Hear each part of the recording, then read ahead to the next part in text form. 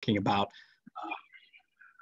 the spring kickoff here, which will be already my 7th spring kickoff, which emceeing. So the theme this year, participatory governance as an element of equity. And so quickly, let me just introduce President Lundberg, who will be speaking here shortly. Next to him on my screen, Sanam Aziz, who is in her 2nd semester, I believe, is our Academic Senate President. Next to her, Laura Murphy, which is I'm sorry, did I say Sanam? I meant Associated Student Government President. Sorry, Laura is the Academic Senate President. And then where's Sean? Sean had his mask on. They're actually in class right now, which is really cool. They started this week. Sean, our classified Senate President. And then 2 of our presenters who you've probably heard these names over the last 3 years that we've been working on collegiality in action, but Julie Bruno and Helen Benjamin are on your screen. They'll have a presentation here. And Julie, we know, is up in Sacramento where they had the sort of weather that we had a couple of days ago with all the high winds and everything. So we may or may not lose her because of the winds and power outage up there. So please be patient with us. The only other thing I can say is at the end of this, if you stick with us for 3 hours, we're giving away 1 free vaccine administered by Brett Bell at 2 o'clock on campus. Good job, Brett. Okay, mute if you don't want to have your dogs and cats barking and your kids yelling. And then let me turn it over to President Lundberg to start our 2021 spring kickoff. Wes? Thank you, Steve. And you just made everybody run to the end of the line when you mentioned that Brett will be given the vaccine. So usually people run into the front, but would have been Ben, but he took off. Yes, yeah, well, yeah. We miss Ben already. Well, thank you, Steve, and welcome to everybody mid-year. Wow, it is flying by. I'm sure that you feel the same way. Even with a longer break, it seems that time's just flying by. But this is a very timely point for us to revisit the theme that we adopted for this year on sharing the space, moving together toward equity.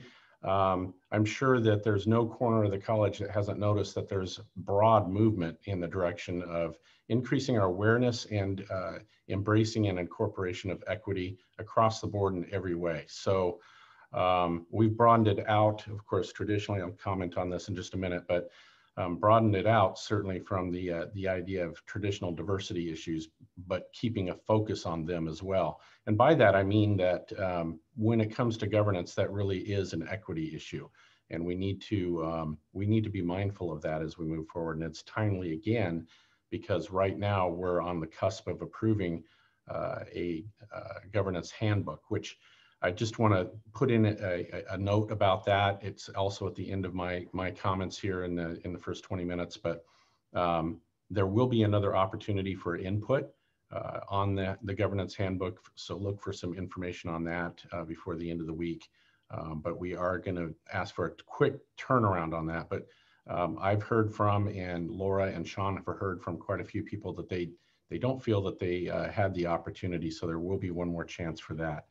But just to take a look at, next slide, please, Malia. Take a quick look at the agenda. Really just 2 things, although there's a lot packed into those. I already mentioned revisiting our theme of sharing the space, moving together toward equity. So that'll be the theme of the opening comments from Sean, Laura, me, and by the way, we have Sanam Aziz, our ASG leader, with us as well. So important to have that student voice here as well, and she'll have some comments.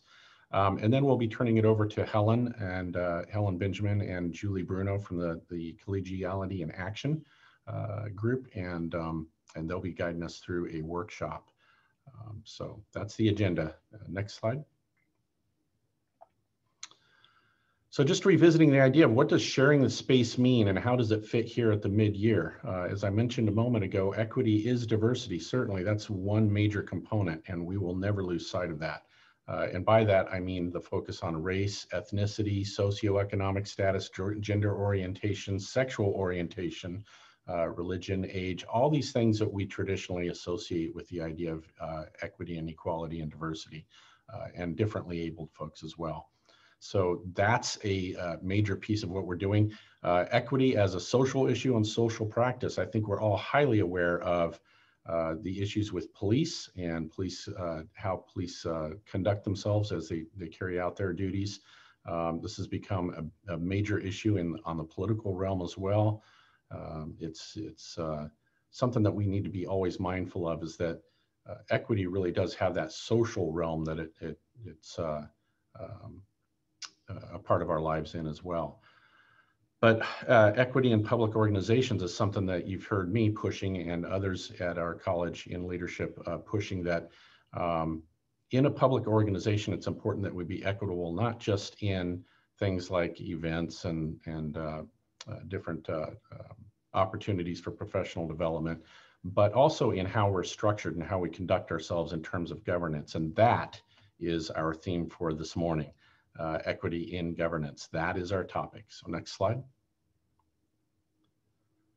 I just wanted to take us back. We lost the font that I put in here originally. Equity flashback looked like something from Flash Gordon, but just want to take us back to 2 slides from the fall presentation when we had our kickoff there, to remind us of what we intended when we were talking about sharing the space.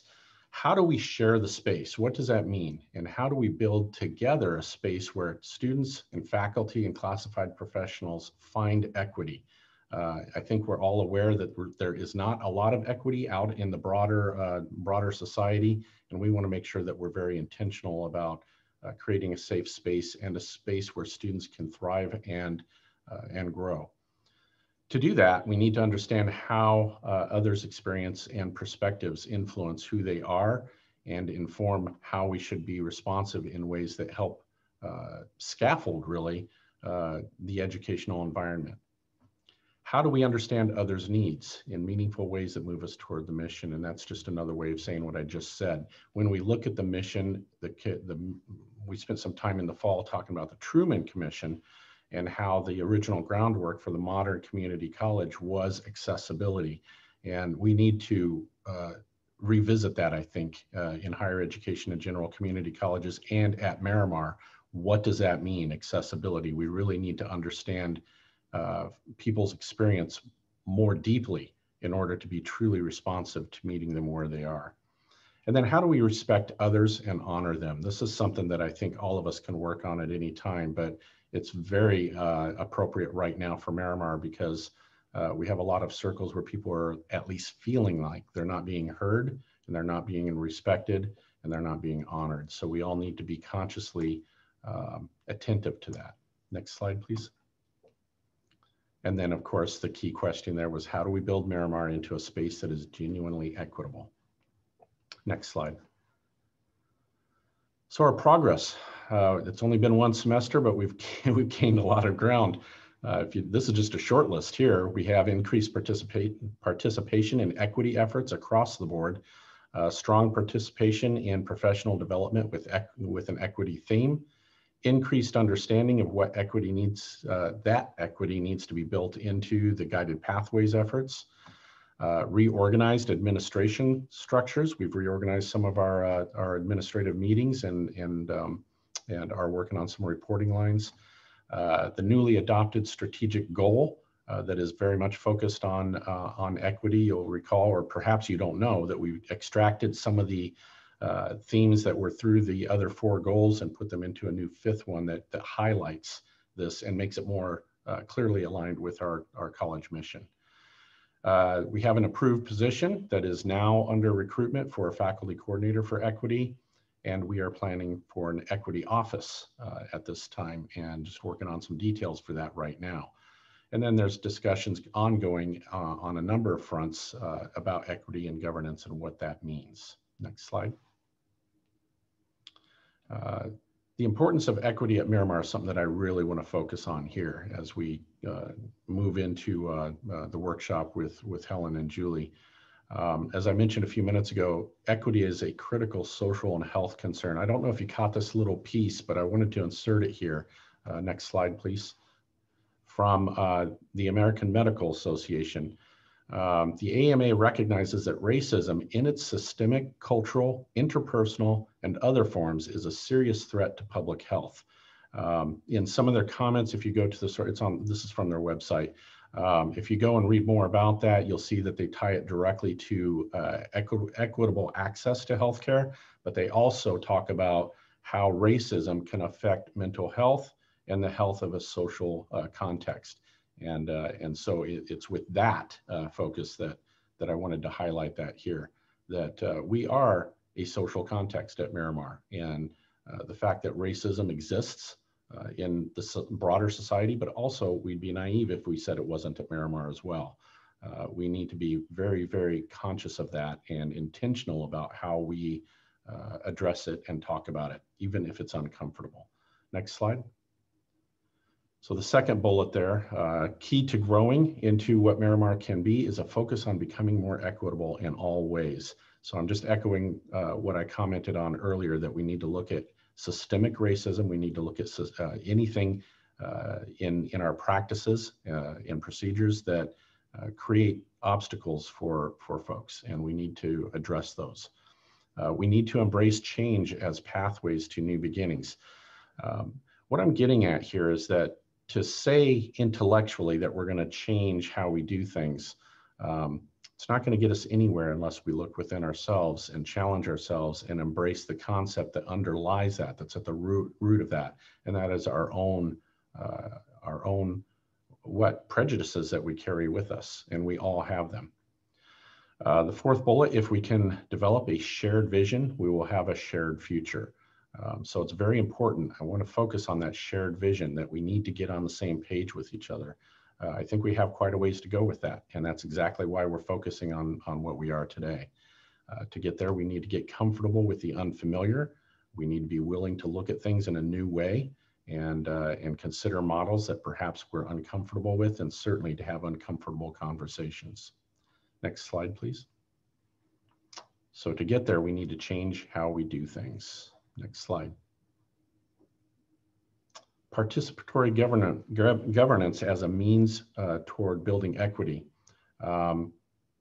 Participatory governance is the formal voice of the campus constituencies. I want to put the emphasis on formal voice because it's important that you have both formal and informal circles for conversations to take place. Oftentimes, what we discuss in formal committees starts in individual conversations. And it's important to recognize that there are different avenues for things to move forward. When we talk about the governance handbook, that really lays out the groundwork, or the blueprint, if you will, for the formal addressing of policies, of how we do things, of curricular matters, of professional matters, you name it. That's the formal avenue. Participatory governance also establishes processes for input on decisions and directions. This is what you're probably most familiar with, that an idea may be discussed at a committee or a proposal brought forward, and then it goes, sees approval there, and then goes on to CEC, and then is ultimately, there's a decision made on it. So again, that's the formal avenue for that. But it has input on the decisions, directions, and strategic effort that have a bearing on whether or not we fulfill our mission. I'm aware that I have brought in a new approach here that maybe is unfamiliar for a lot of folks, but I mean it when I say I want to be inclusive, and that's how we're going to do things. And so I just want to put to rest any, once again, I mean, we've been talking about it a lot, but want to put to rest that there's no reason to get involved. What good is it going to do? Nobody hears, nobody listens. Those are apathetic perspectives that are valid, given what I've heard about how things were in the past, but we're in a new day now. And I want apathy to be set aside, and I want folks to see opportunities that we can work together in defining what we become. The last point there, participatory government provides a means for individual voices, to coalesce into collective ideas that can become shared vision, goal, or effort. And I just want to call attention there to the fact that we may have individual conversations going on, concerns and ideas for how we could improve, but those need to coalesce into a formalized voice that goes through a proper process. And that's what I wanted to emphasize there. Next slide, please. So in sum, participatory governance as a practice in equity focuses on, in order for us to move forward as a college that thrives in today's world, we must cultivate participatory governance structures that reflect our value of equity. We have adopted that value, and now it's time to figure out how we get along, how we speak better, play better in the sandbox, and make sure that we are building an environment where we can thrive. Next slide, please. So on that concept of cultivating participatory governance, I would suggest that cultivating a spirit of participatory governance is a must. We need to do that through building trust. We need to do it through practicing transparency, and we need to ensure that we are truly sharing the space, meaning that we are allowing for broader representative voices. So next slide, please. We need to create multiple entry points for input. That can be formalized in the form of committees, encouraging participation from everybody. As I said a moment ago, now is the time to get involved. We're at the cusp of really launching forward, and I want to ensure that everybody knows that you are not only invited but encouraged to be a part of that process. We want to make sure that the voices speaking are not just heard but listened to. And if there's anything on a personal front to each of you that I would really emphasize in my comments today, it is that. Don't just hear people, listen. That means, what is it? The old saying says we have 2 ears and 1 mouth. We should act accordingly. Listen twice as much as we speak. And so please put that into practice and watch yourself to make sure that you are. Formalizing participatory governance processes through the governance handbook, and that takes us to where we are this morning, or one component of where we are. So next slide. So as mentioned before, today's kickoff is focused on better understanding participatory governance and moving us toward closing out the work for the governance handbook. Next slide. And I just wanted to put a plug in again about the opportunity will be provided for more input. We asked that would come in the next 2 weeks. We'll have something out, a form that can facilitate that. And I wanted to emphasize too that there will be a broad set of eyes looking at the input that comes in. So please don't hesitate. Okay, next slide.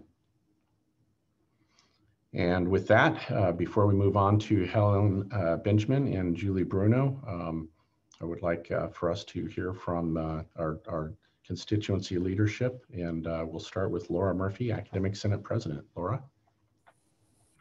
All right, thank you. Well, good morning, everyone. It's great to see some of you, or at least see your names in the Zoom world. Thank you, President Lundberg. I think that was a wonderful way to start off this morning. I think you covered quite a bit of what we've all been feeling and working on, and what we really want to create as we move forward this semester. And I think, you know, we all have seen big change this year. We have a new vaccine, we have a new president, we have a new year. And so what I would like to emphasize, and what my goal is for us to really focus on the things that still are causing pain, both as a nation, but also on our campus. And in doing that, identify processes and practices and structures and work together on fixing those. Because I think what we have to move away from is attacking people, and instead focus our work and our efforts on attacking those structures that are keeping us from moving in the direction that we want. So I just want to say welcome back. Happy to see everybody, and I'm looking forward to a really good year. Thank you, Laura, and spot on with the healing piece. I didn't put it in those words, but I think we're all aware that we're in a period of healing, and it may take some time and certainly a lot of effort. So thank you for those comments. Next, we'll hear from Sean Young, Classified Professional Senate President. Good morning, everybody. Welcome back to the new spring semester. Hopefully everybody has a great one. I just want to say, you know, again, it's good to see everybody's faces here. The trust component is big when we're moving through these processes. People are going to say things that they don't want to hear, people are going to take offense. I'm going to say that a key component of any type of discussion, when we're really listening to each other, people are openly willing to run the risk of offending somebody to have a real conversation.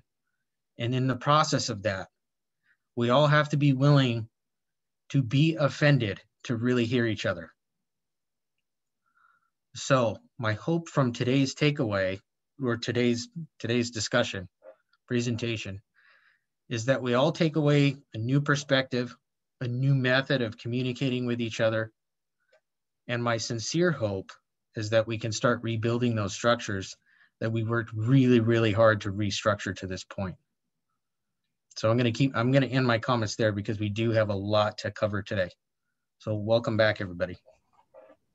We do have a lot to cover, and thank you, Sean, and thank you for emphasizing that that piece that we all need to learn to do more, and that's trust each other, and that does involve risk. And thank you for those comments. And now our ASG president, our student in the room, Sanam, if you could offer some comments, that'd be great. So good morning, everyone. My name is Sanam Azai, and I'm the president. I'm Associated Student Government President at Miramar. I just want to say that I've gotten great feedback from students who have sat on these governance committees, and I wanted to thank you for actually listening to them. They truly are reflective of the student voice, which is always important, but especially important given our current circumstances. And we have a great presentation prepared today, so I'm glad you could all make it. Thank you, Sanam. And we'll be hearing more from Laura and Sean and Sanam deeper into the program this morning. But with that, I think we're ready to launch. Helen and Julie, if you're ready to go, I think we're ready for you. Great. Well, thank you so much. Good morning, everyone. It's really a pleasure to be with you again today. Helen and I are actually going to do a little bit with you around participatory governance, collegial consultation, and some of the roles and responsibilities that we have in participatory governance when we're working at our colleges. This is a shorter presentation than the one that we did about 2 years ago, so it's going to stay a little bit more at the higher level, but if you need more information on any of these pieces, we can always provide that to you at another date or in some other way. Helen, are you ready to go? Yes, I am. Great. Malia, could we go to the next slide, please? So just as an overview, we're going to talk a little bit about the life-changing for the community colleges, AB 1725, Assembly Bill 1725, that dramatically changed our system. We're going to talk about participatory governance and collegial consultation, and then we're going to define some roles as well. So we're just going to walk through it. And like I said, I do believe that the larger presentation that we did about 2 years ago, or 2.5, 3 years, whatever it's been, for collegiality in action probably is still available. I'm sure Laura has it, Sean may have it, and Wes, if you don't have it, since you weren't here then, we can send it to you, and that way, if anybody wants that information, we can provide the bigger presentation. Malia, could you go to the next slide, please? So in 1998, our system went through this very pivotal moment. Assembly Bill 1725 was passed by the California legislature, and it really changed our system fundamentally. I'll have to say that it was like one of those bills that I think only one person voted against it. So it was a bipartisan legislation, which never happens anymore. But it was this phenomenal movement that shifted a lot of things for us. Malia, could you go to the next slide?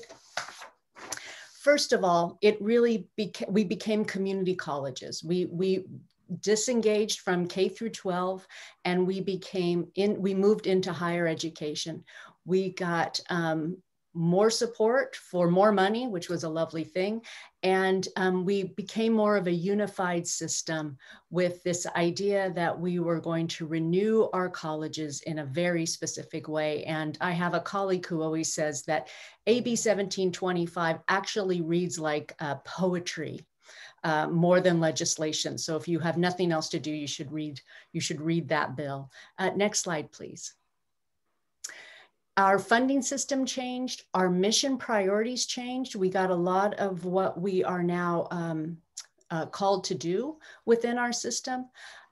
This bill also established faculty qualifications, tenure periods, and evaluation process. And in fact, it did away with credentials. That's very much tied from K through 12. So the faculty moved into being a profession.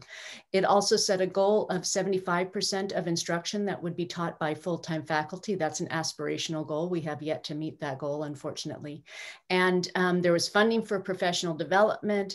Diversity is written into this bill beautifully. And it actually, what we're mostly concerned about today is that it delineated governance and decision-making at our colleges. Next slide, please. So really, what is participatory governance? Because that is our fundamental call. Helen? Okay, good morning, everybody. It's a pleasure to be back with all of you. Good to see you. Some of you are sending me hello messages. Thank you very much. And I'm just, as Julie was going through her portion, I just did a little math, simple math. And it's been 32 years since this legislation was enacted, 32 years. So I know, and many of you have not been working that long, and you don't know the genesis of what we do now. And it's just really interesting to go back. And there are many, many colleges in the state that have not reviewed these practices since they've been established. And so it's really good that you guys made this decision to look at it again. And it is it was a way, and I wasn't here 32 years ago in California working, so it was a bit of a surprise to me when I came. And what my understanding at the beginning of this, that it was a kind of uprising in a way, because people were not involved. All of the constituency groups were not involved, that management, administration was making most of the decisions. And so the attempt here on the governance part was to get more people involved. And so you see, and these two statements are taken from a policy paper written by the Trustees Association and the Management Association. And what they say is that participatory governance, as we know, we live and breathe it every day. I'm retired now, but I still live and breathe it because I'm trying to help people with it. It's not a simple process to implement. It's people are involved in it. And because people are involved in it, it's going to be messy. So you need goodwill, thoughtful people, a willingness to take risks, and the ability to admit problems exist. It can go far toward establishing a positive environment. And those are like the ingredients that you need for it to be effective, because you have more voices involved in the process, and all of those voices have to be heard. The central objective should be creation of a climate where energy is devoted to solving crucial educational tasks and not to turf battles over governance. And that's sometimes very challenging to create. But from the outset, there was a realization that these would be issues. Next slide, please. And so here are some benefits that they considered at the time: that you have expertise and analytical skills of many different people. There would be an understanding of objectives and decisions. There would be a commitment to implementation. There were leadership opportunities, because as many of you know, there have been, I think, more people moving up into administration from the faculty ranks, from academic senate leadership positions, than there would have been if we hadn't had this, because there's a certain level of leadership experience gained in these processes. Promotion of trust and cooperation, that should be a benefit. Opportunities for conflict resolution, and there should be less dissent, because you have the faculty involved, the staff involved, the students involved, with managers in coming up with systems to support the students in their learning, more input in the decision-making arena. We'll do the next one, please. And then though, you had those benefits, but there were also challenges acknowledged. Participation by individuals with limited expertise. So a lot of people had to be brought up to speed on how things work in the college. They'd never paid attention to that before. And then the very serious problem, a very serious challenge, is time away from other duties, because people have jobs to do And I know this has become an age-old challenge for classified employees because they want to participate in governance, but at the same time they have jobs, and then you have the management conflicts with that. And so a serious challenge. It can require considerable time to make a decision. Absolutely, because you have more people involved in the process, and there's shared accountability. Because there's a group decision, that shared accountability doesn't always work out, because a lot of times it just falls on the manager or whoever the leadership is for the Senate or students. Differing expectations and understanding, because people go in with these different expectations, and that can cause the last one here, the potential for conflict. So we acknowledged all those particular challenges were acknowledged at the outset. And maybe we go to the next one, please. Effective participation, that's the terminology that's used in the legislation, that people should participate effectively in district and college governance by their involvement. And it does not imply total agreement. The same level of involvement by all is not required. And some people refuse to participate at all in it. They just want to be devoted to their work. And then final decisions, you have to remember, rest with the board. Regardless of what happens down at the bottom, most of the decisions have to be approved by the board. Next slide, please. And so the basis, if you want to read all these details behind what we're sharing today, there's a section of the Ed Code that deals specifically with it, Title V regulations, Chancellor's Office guidelines. So this was no joke at the time that it was developed, approved by the legislature and implemented. And it's no joke today. It's very, very serious about this participation, effective participation. And then the next slide, please. And the law, the Ed Code, and I'm thinking that most of you are familiar with it. The minimum standards, the Board of Governors, most of you know we have a Board of Governors at the state level appointed by the governor, and they establish minimum standards. You can read all about this in the Ed Code. We're going to go through some of it in a few minutes. Faculty, staff, and students participate. You have the detail there, the right of academic senators to assume primary responsibility for curriculum and academic standards. Okay, and we'll get a little more into those in a minute. So Julie's going to go now with Title V. So from Ed Code came Title V. So the Board of Governors takes the direction from Ed Code and promulgates or creates Title V that then directs the colleges on certain things, how to do certain things. And so we tend to look to Title V first when we're at our colleges thinking about governance, you know, what are the guidelines? But the one thing that you have to remember is that Title V doesn't give you all the answers.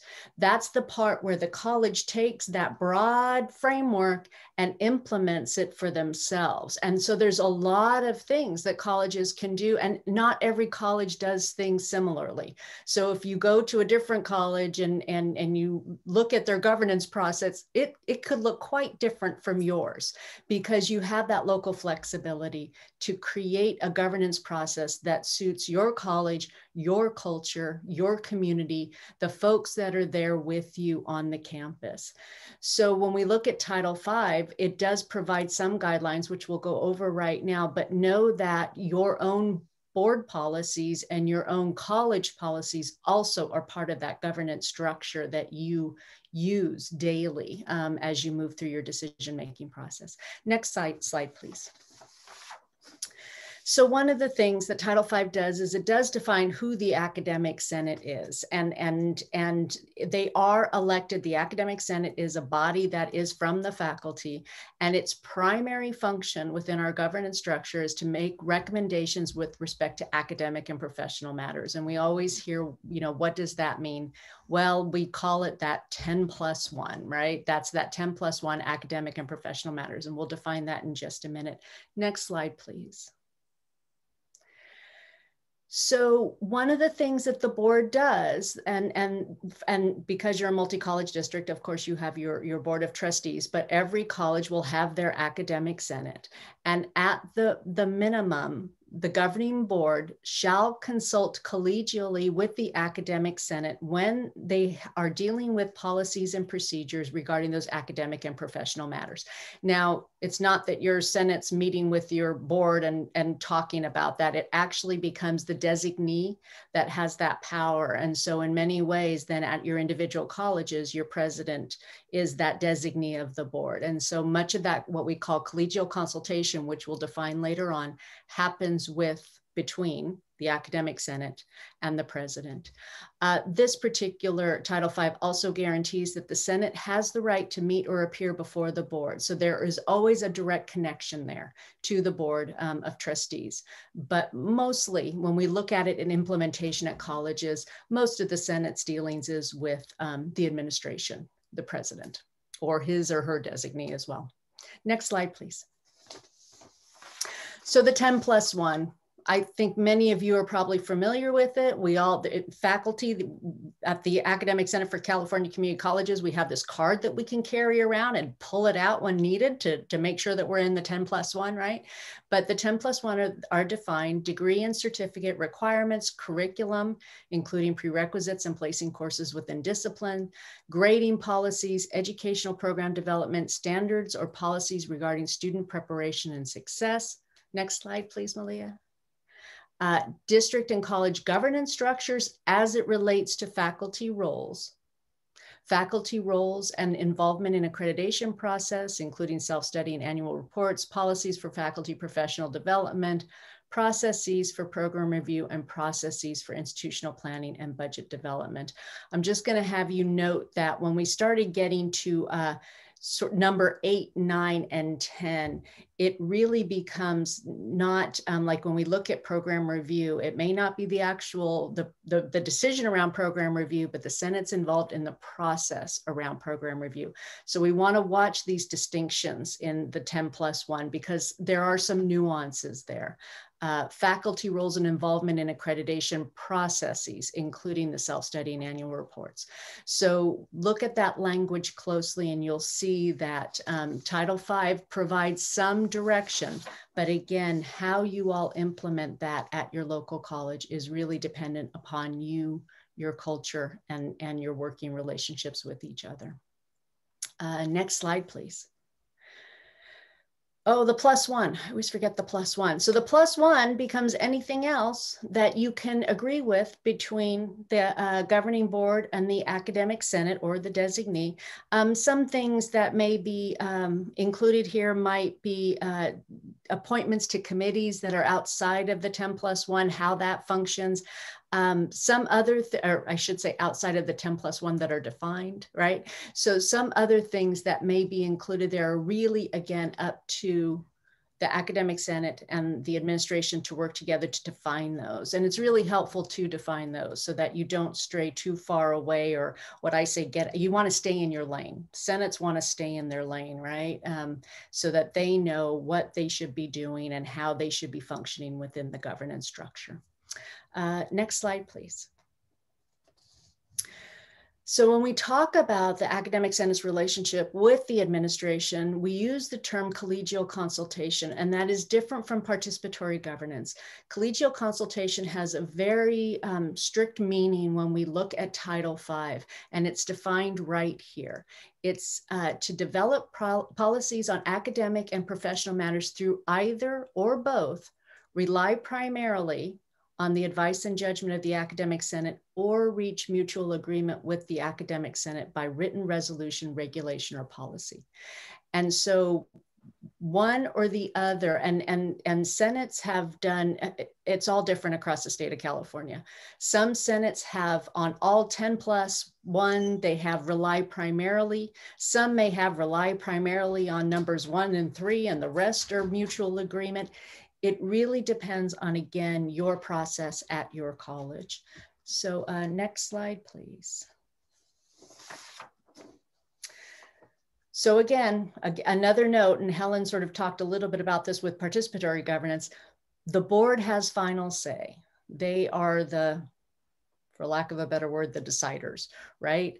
So again, it's the collegial consultation still functions, and there rely primarily on the mutual agreement, but the board is never prohibited from acting, especially in what we consider exceptional circumstances, compelling reasons for legal, fiscal, or organizational reasons. These are actually also defined in the Title V, and you can look at those, but we just don't have time to really dig into them today. Again, there's more information on that bigger presentation that we have, and you can always go back to the actual Title V and read that for yourself on how these function. Next slide, please. Okay, and so we move now to the specific roles, and you will see here, first we have the roles for staff. And what the legislation says is that governing boards have to adopt, and your governing board has done that, policies and procedures that give staff an opportunity to participate in the development of policies and procedures and processes that have a significant impact on them. And the board shall take action on those matters, and most of the time that's through the chancellor in your case, until the recommendations and opinions of staff are given every reasonable consideration. And this is in those participatory governance matters. Julie just explained that there's a distinction between what the faculty has and what the staff participate in, but those are the decisions related around the college. But the legislation says they have to participate. Next slide, please. Student roles in governance. And I like to talk about this one because what we have to remember, and I think so often in our conversations in colleges, we get so bogged down in other things, maybe what we want, how we feel about the other person or whatever, but the bottom line is all of this, and you've heard 1,000 times, I know, and many of you feel this way as well, that we're here because we have students and for no other reason. So this says that in the same way that the governing board has to adopt policies for staff, they have to adopt policies for students as well. We make decisions for students. They have the right to be involved in the making of those decisions. And so this says that they have to participate in decisions that have a direct impact on them. And the board shall take action, as it does with staff, to ensure that this happens. Now, if we go to the next slide, we will see that the students have 9+1.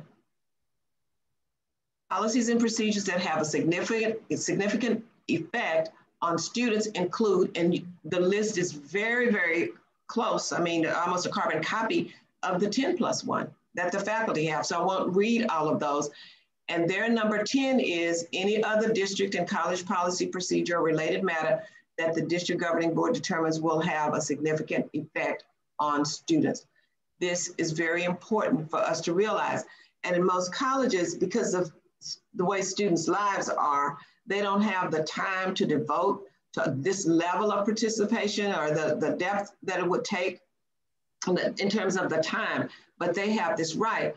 And the legislature at the time felt that this need for the student voice was so important that students in the state of California have a seat on every governing board in this state for community colleges. That's how important it is. And we just cannot ever forget that that is why we exist. Next slide, please. And so effective participation, so we have it for faculty, for classified staff, for students, for administration. We have this effective participation, then the goal is that we will have effective solutions and sound decisions. And of course, it's easier said than done, but this is what you're working on, making sure that you have systems in place so that these decisions can be made effectively. All right, so we move now to our next section, which is the Miramar revision story. And here, as indicated, we think this is our 3rd year with you guys. So we're back to help you finish up the work you started. But before we get to that part, we want to do a little reflection to share where we've been. So what we're going to do next is talk about, Julie and I will talk about what we've done so far, what we found. First of all, Julie will share that when we first got here and started looking at reading your documents and trying to see how you implemented AB 1725. Julie. Okay, so next slide, please. So when Helen and I came here about 3 years ago, we started meeting with, we met with the students, we met with the classified professionals, we met with the faculty, we met with the administration, and we started looking at your documents and taking, we just did sort of this survey.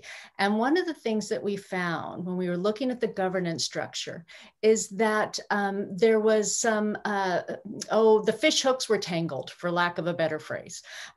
We noticed that things that were under the academic senate purview, the 10+1 that should be under collegial consultation, were sort of integrated into the participatory governance structure as well. And so the first thing we notice is that needs to shift. That's really super complicated, and it makes things very sort of it muddies the waters way too much. So that was one of the things that just needed to kind of get dealt with. And so that was our primary objective, is to try to separate those two pieces where you're really clear on what your collegial consultation should be with your academic senate versus participatory governance. And let me clarify that participatory governance also includes faculty, but it's on the college issues, policies, procedures that are not the 10+1. So the academic senate has collegial consultation with the 10+1. Participatory governance includes all the voices, staff, students, faculty, and administrators in that decision making. So we wanted to separate those two pieces, and that was the primary focus of our work as we began. Next slide, please. So what we did is we had, and Laura and Sean are going to talk about the actual sort of structure of how all this played out, but we had a group that we pulled together that had representation from all constituencies, and we did effectively we did a SWOT analysis, which is what are the strengths, what are the weaknesses, what are the opportunities, and what are the threats of the current governance structure? So because we wanted to dig in and get opinions and ideas and thoughts and perspectives. And so when we looked at the strengths, there were some pretty clear strengths of what was happening currently at your college. The process made sense on paper. So you had outlined everything. Decisions were getting made. It was highly integrated. There's a broad spectrum of employees to participate, yielding to better understanding.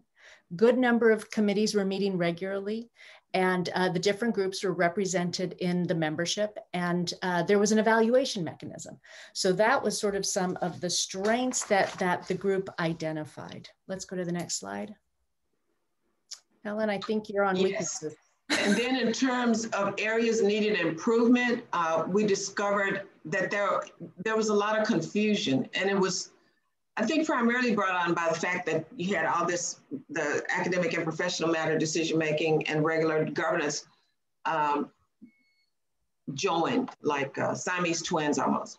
And so confusion around the governance process in general, the roles and responsibilities of committees, how recommendations were routed, where they began, where they ended, and whether bodies are decision-making or recommending. So there was not clarity around those issues. In addition, next slide, please. The efficacy of the structure. There was no place for error correction. The distinction needed to be made between governance, decision-making bodies, and operational bodies.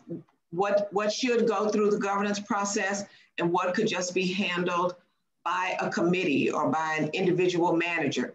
There were lots of delays, fewer steps needed in it so that you could have efficiency. And the other thing that's coming to my mind, there were so many, the means of communication was through these very, around governance issues were through these very, very detailed emails. And so everybody wanted to document and make sure, And that there was not a lot of trust in the way you communicated with each other around decision-making processes. Too many committees, and some of the committees overlapped. There was a lack of robustness and flexibility and fluidity in the way decisions were made and in the way you operated with each other. Lack of options in the approval and review processes. And you needed an expedited process that you didn't have in case there was an emergency, because it might take typically a couple of months for a decision to get through. But what happened if you needed a decision to be made right away? There was no expedited process for that, and that needed to be developed. Next slide, please. And then the other observations, a lot of these came from you, that people needed to be trained on the process itself because they didn't understand how it worked. People needed to be trained on how to run a meeting. The chairs, participants needed to understand what their roles were, communication structure.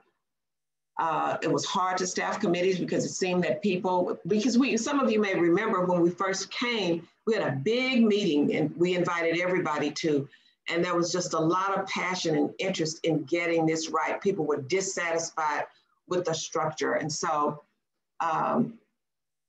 that was really, really clear. And a lot of this bubbled up. Inconsistency in agenda and note-taking formats, mechanisms needed for involvement of more students and classified professionals. It goes back to the comment I made earlier that was pointed out at a higher level when they created this input form of decision-making at the state level, that there would not be time. People wouldn't want to participate because it was just so time-consuming. And so mechanisms for more student involvement and more classified professionals because they have the least involvement. Next slide, please. Okay, so some of the other, when we were looking at sort of the opportunities that existed as we were moving into recreating the participatory governance structure, the group identified what you see here, this idea of recapturing time, energy, and the creativity that people have. I think they were feeling sort of bogged down in the structure that existed. And so there was an opportunity to really get involved and become a vital part of a participatory governance structure. It was a standard set of solid, fair, transparent, well-known, streamlined processes and a corresponding structure. Engagement of more people, that was really important for folks. They wanted more participation from different groups of different folks on campus, right? Clarification of district governance committee versus the college and how those two impact each other. Separate alignment of the 10+1. So again, we've got collegial consultation over here and we've got participatory governance over here. And that was really important to kind of, like I said, separate those fish hooks. So we knew what we were doing on both ends, both sides of that. Sharing ideas with district counterparts so that you could bring those forward and be advocates in your district for your college. Tracking and routing processes for status of items so everybody knew what was happening at any given time when something was moving through the governance process. Use of templates for consistency and communication. So again, people would be able to get the information that they need consistently and in a way that increased understanding across groups and people. And then redundancy reduction so that you weren't feeling like you were doing things over and over again. Next slide, please. So some of the threats that came up when we were looking at, starting and completing this work, there was concerns that there would be resistance to change. There would be lack of communication, a lack of support for the work because of the time involved in making these changes. A lack of training and trust at the college was huge. There was a real sense of concern that there wasn't trust between people and among groups at the college that could very much undermine the process. And then the process not being honored once it was, developed, it might not be honored. And that was a concern. And I think, of course, that came from maybe some past things that had happened that were carrying over into the future. And then one of the big ones was employees not allowed to participate. There was pressure maybe to keep folks out of that process itself. So those were some of the threats that the group identified. So next slide, please. So now Sean and Laura are going to walk us through the restructuring work that happened. I love the date on that, 2018 all the way through 2021. Sean and Laura, it's all yours. All right, thanks so much, Helen and Julie. I'm going to take this first part, but I just wanted to start by saying, over the past couple days, working with Sean, with Adrian, with Marie as the past president, I just was overwhelmed by how much work this college has done during this time period. It's really kudos to the college for engaging in it, the depth to which people engaged, and really how much we have done and how much progress we've made. So I'm going to start off just giving you a little bit of the history. It is interesting to see when this all started. So the first time we came together on this project was actually November 2018. And so we met with our facilitators that you see here today, talked about the project, a schedule of activities. We worked on creating a survey that we would send to the campus to get full input from everybody on the campus. And we figured out that we needed to have some sort of structure to help guide this work because it is an enormous task. So we created a steering committee with composition from the different constituencies. So we alerted the campus in December of 18 that this was going to start, and we had our first meeting in February of 2019. Next slide. Okay, so just to give you an idea of what this looked like structurally, and this is just at the outset, we had the Governance Review Leadership Committee that you're seeing on, this would be the left, right? And this was a smaller group. It was the leaders in all of the constituencies. They had been working with our CIA facilitators as we tried to work on some of those campus trust issues, which is one of the other reasons the CIA was on our campus. So they were already involved. They took the initial lead on getting this project going. But then, as I mentioned, we needed to have a broader base to start really looking at how we wanted to move forward. So we created the steering committee. And so that had equal representation from all of the groups so that we could have a broader perspective in how we moved forward. Okay, next slide. Okay, and so this is just showing you during the period of February to March what the steering committee did. And so, of course, they came together. They needed to clarify reasons for the project, and Julie and Helen shared some of that in the strengths, weaknesses, opportunities, and threats. So we did that analysis. We also did a pretty thorough review of both district and governance and college governance processes around the state. So we looked at some close to home, Grossmont, our sister colleges. We also looked farther away. So we really tried to get a broad idea of what was out there. And as I think Julie mentioned earlier, they're very different. Governance processes vary greatly depending on where you are and what your culture is on that campus. And then we went through the activity, took a very long time, of trying to sort college committees by type. And this was not clear cut. I mean, we had some that were academic senate clearly, some that were participatory governance clearly, some were operational, but then some seemed to mix, and it was really difficult to place everything. So we spent a lot of time trying to figure out where these things were best sorted. Next slide. Okay, so creating a schedule of activities, again, developing the steering committee responsibilities and composition, and then building that survey was really important because we didn't want to start any of this work before we got input from the college at large. And so as we were doing this initial work, we realized we really needed to create 2 subcommittees because the work was so big. And what we wanted to do was to kind of piece out the academic and professional matters to one group so they could work on developing those processes, those committee structures, creating that uniformity between committees so that we're doing the same thing there. And then we had a separate group working on participatory governance and operational. So that was a separate group. And we really wanted to have those 2 separate groups so that, well, it wouldn't take us as long to get the work done, but so you could have more people involved. And so, next slide. So we started off, as I mentioned, with the survey. So this was in March of 2019. The email was actually sent to the college from the chancellor because she was very much involved in this process at that time. It was a confidential online questionnaire. We had a total of 105 responses, and these included both kind of your multiple choice, for lack of a better word, and open-ended feedback. So we got a lot of feedback, 79 complete responses from the campus community. Next slide. And without belaboring this, and you can read this later if you'd like, our research office actually went through the survey and did a theme analysis. So they went through and looked at what were the common themes that we were seeing in the open-ended responses. And so some of these are, similar to what we had identified in the SWOT analysis, but you can read here, just in terms of the general categories: the process is not followed, or there are no consequences for not following it. The process and structure works, but is complex and convoluted. There's a lack of leadership, communication, trust, and respect, and those are coming up again and again. And then there needs to be more representation, involvement, engagement, and diversity.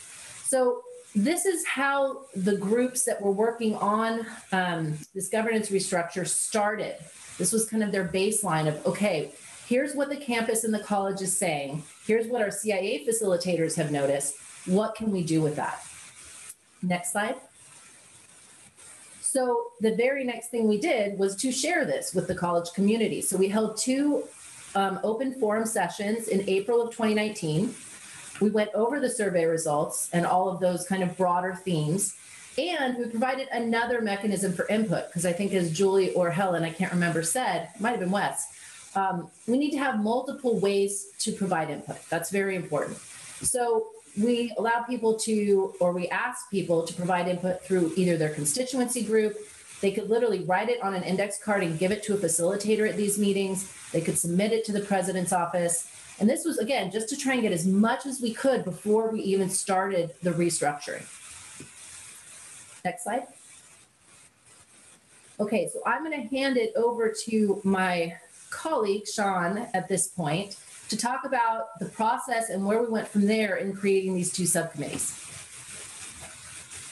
All right, everybody, I'm back here.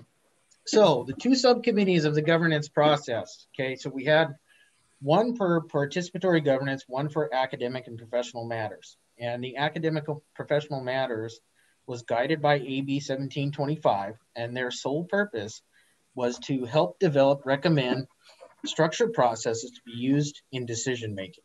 Okay. In addition to that, they did take a look at some of the committees that would be considered academic and professional matters and start hashing out some of the basic concepts and functions of those committees. Their task was not to write the committee structure or function in full, just primarily bullet points, 4 to 6 primary functions, responsibilities of those committees. And the same with participatory governance. They went through the same process, but with committees that would be considered participatory governance. Again, 4 to 6 bullet points just to create some bones for the rest of the project. Next slide, please. Scope of the work. So draft respective governance structures and processes using the input from the open forum surveys and research from the other colleges. So the other colleges that we mentioned earlier, they all had slightly different operating processes based upon their needs. And so part of our challenge was even developing our own set of needs within these committees. So those needs had either interfaces with district processes, state mandates, even within ed code or accreditation issues.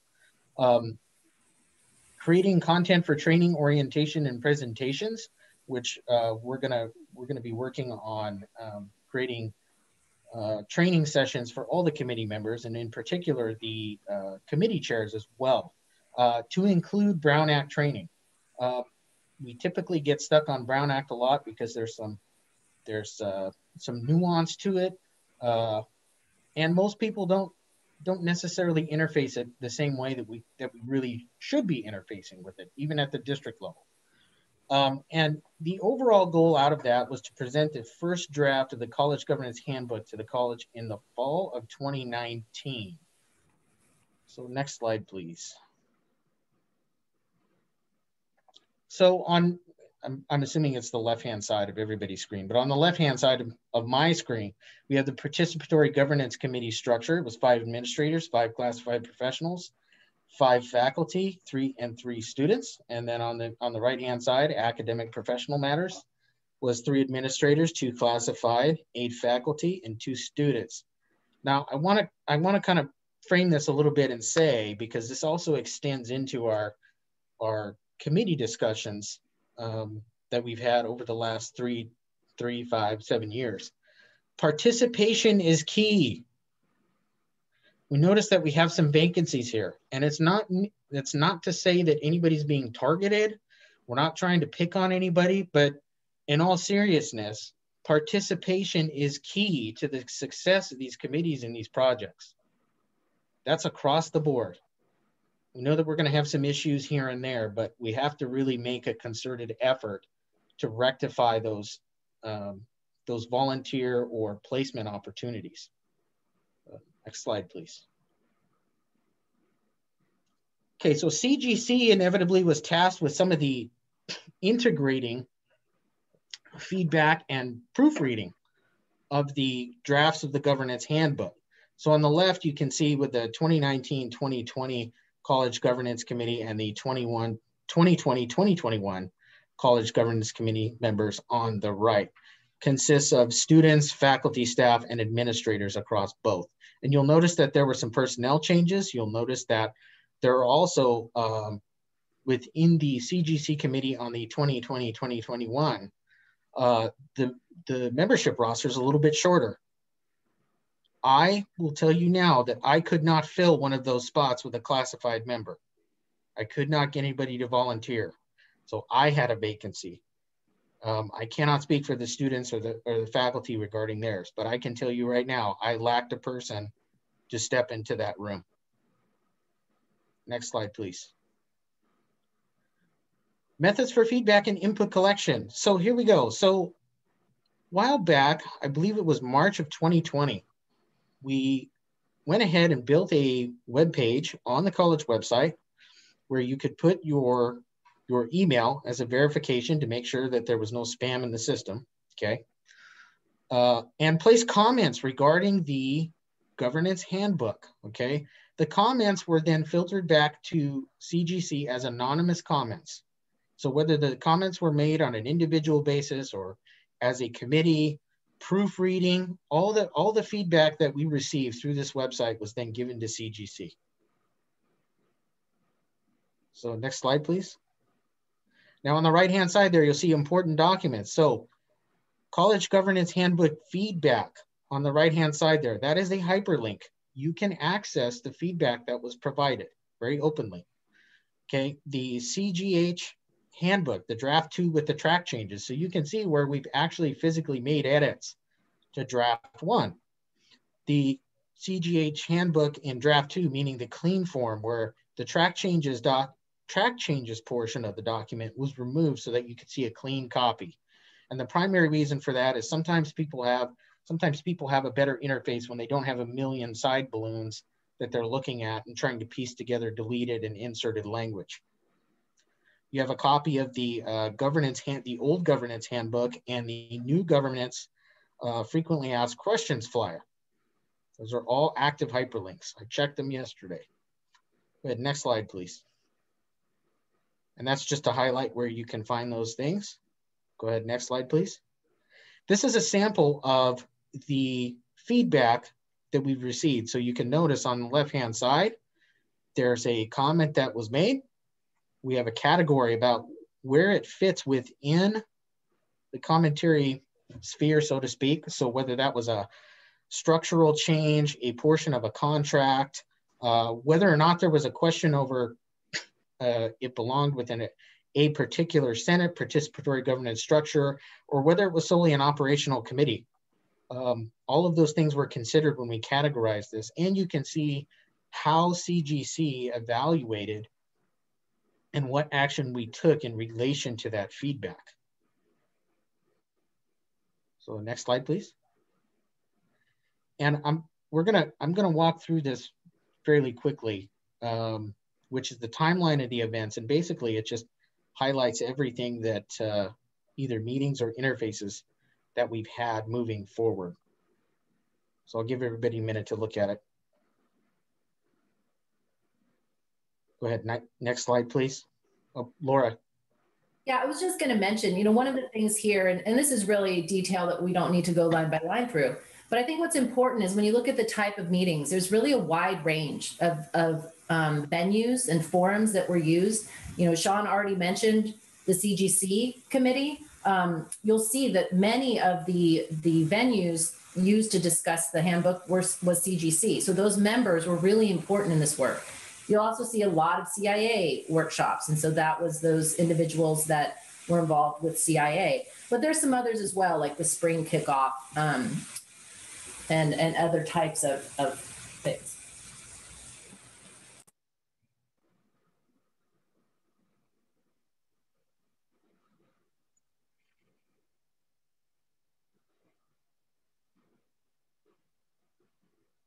And this timeline basically highlights also what we pulled at it as a summary of what the meeting minutes and agendas accomplished out of that.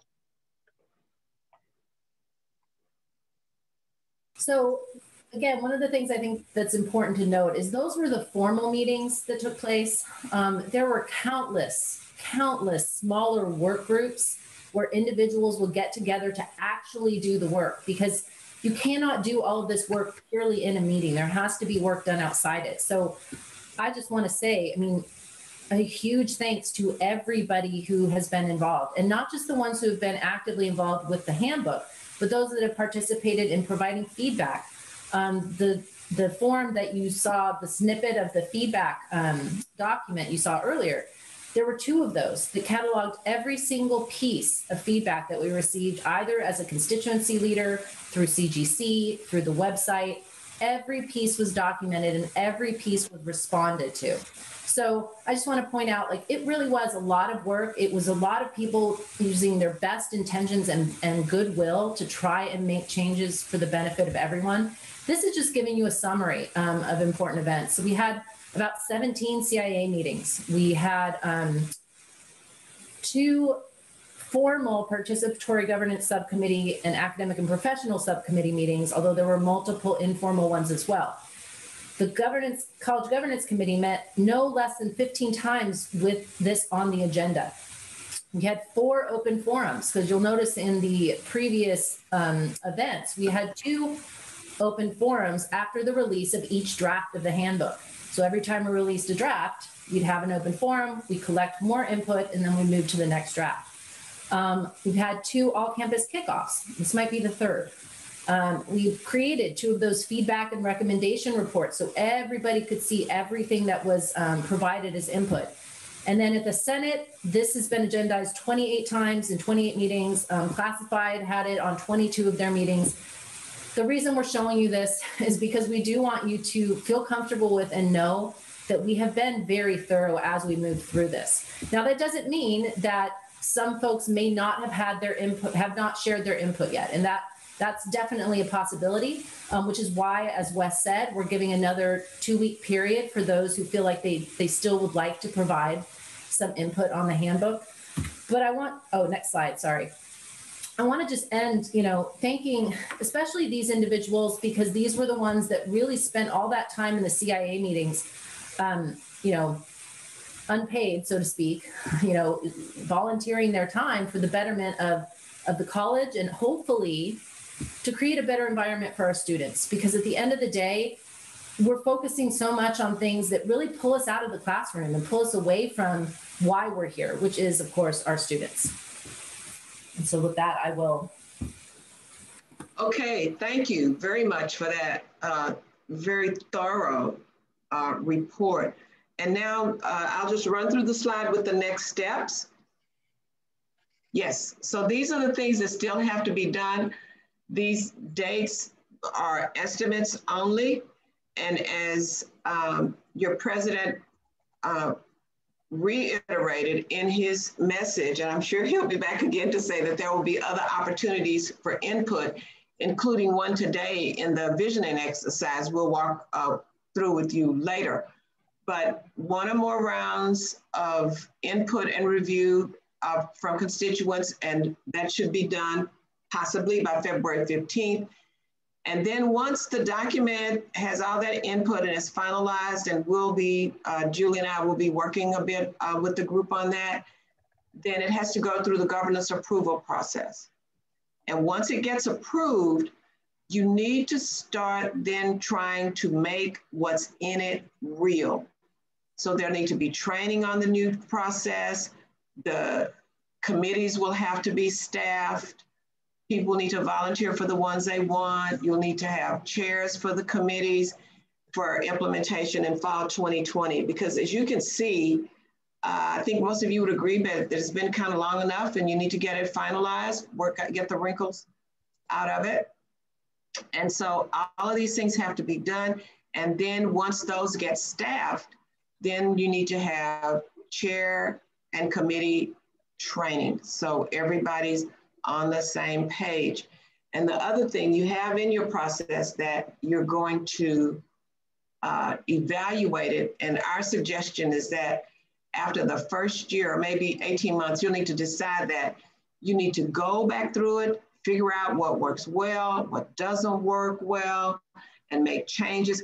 And that your accrediting commission requires that you have this decision-making process and that it is evaluated on a regular basis. And you know how the commission feels about it, and we all support continuous improvement.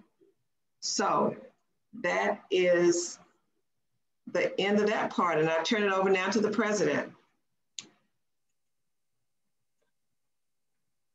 Well, thank you. And thank you, Laura and Sean and Julie as well. I think we have a really clear context here.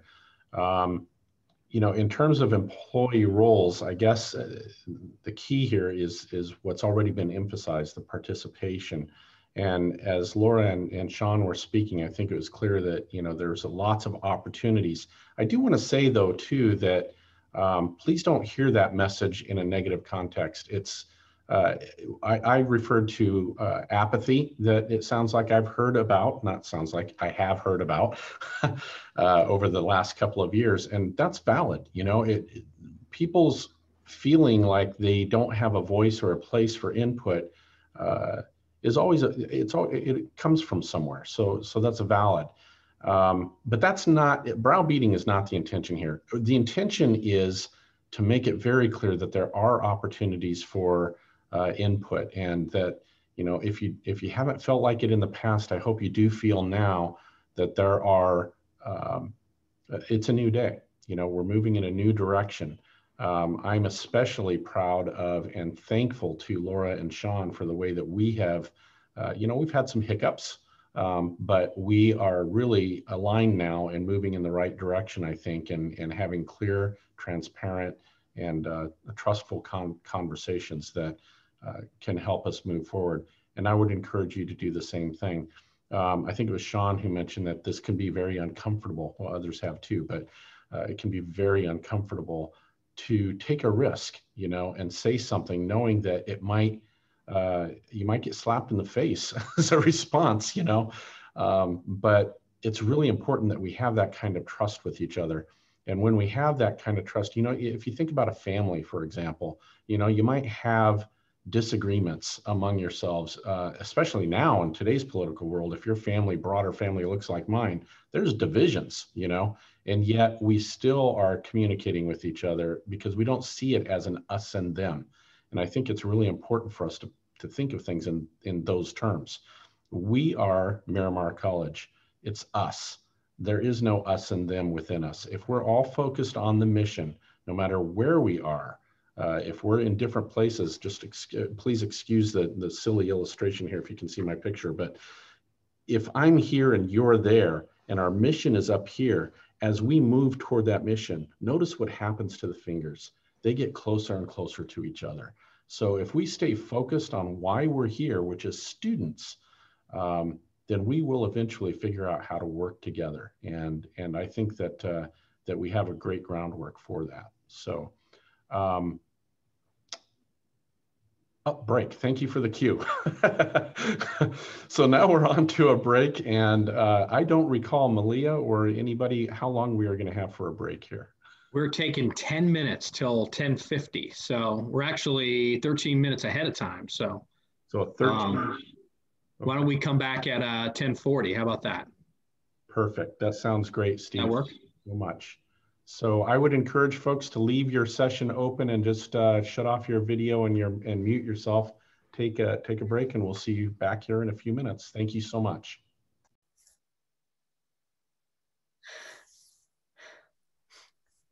As I was saying, welcome back, and thank you so much for your participation so far this morning. You guys have been just incredible, and you've been pretty, you've just been listening. And so now it's time for you to be a little more active.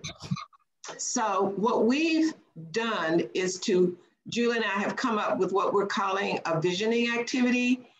And what we want you to think about is if participatory governance in your college were working at 100%, what would that look like? And so you are going to be placed in groups and you're going to build a vision statement. But before we do that, we're going to go through, give you some background information. So if we go to the next slide, please. And we're going to have to put some of this for you. We're going to put it up so you can refer to it when you get into your groups. So we want you to make a vision statement. Your college has a vision statement. Your district has a vision statement. And that vision statement is what you aspire to. It defines your purpose with a focus on goals and aspirations. And vision statements are designed to be uplifting and inspiring. It describes what you're trying to build and serves as a touchstone for your future actions.